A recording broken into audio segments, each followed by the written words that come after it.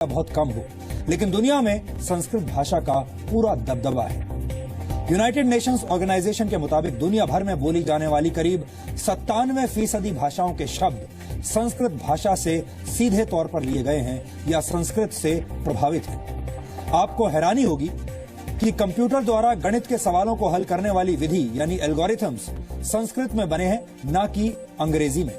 संस्कृत में दुनिया की किसी भी भाषा से ज्यादा शब्द हैं।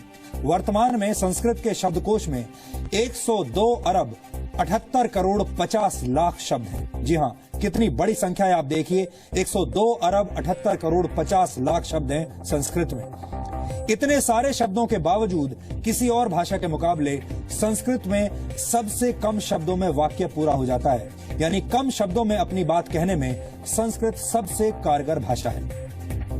फोर्ब्स मैगजीन ने जुलाई 1987 में संस्कृत को कंप्यूटर सॉफ्टवेयर के लिए सबसे बेहतर भाषा माना था। अमेरिकी अंतरिक्ष एजेंसी नासा के मुताबिक संस्कृत धरती पर बोली जाने वाली सबसे स्पष्ट भाषा है, जिसकी वजह से संस्कृत कंप्यूटर प्रोग्रामिंग के लिए सबसे कारगर है। नासा के पास संस्कृत के ताड़पत्रों पर लिखी 60,000 पांडुलिपियां हैं, जिन पर नासा रिसर्च कर रहा है।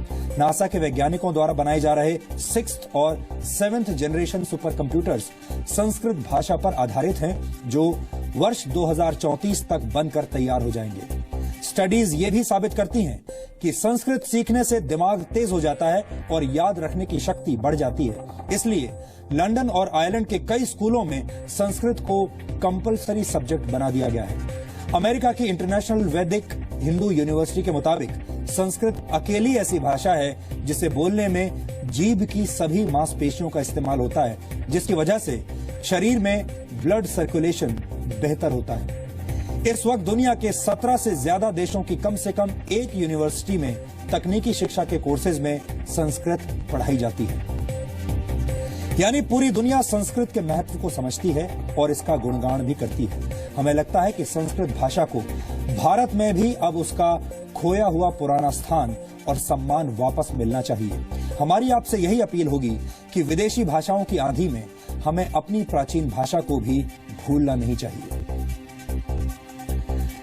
हम अक्सर भारत के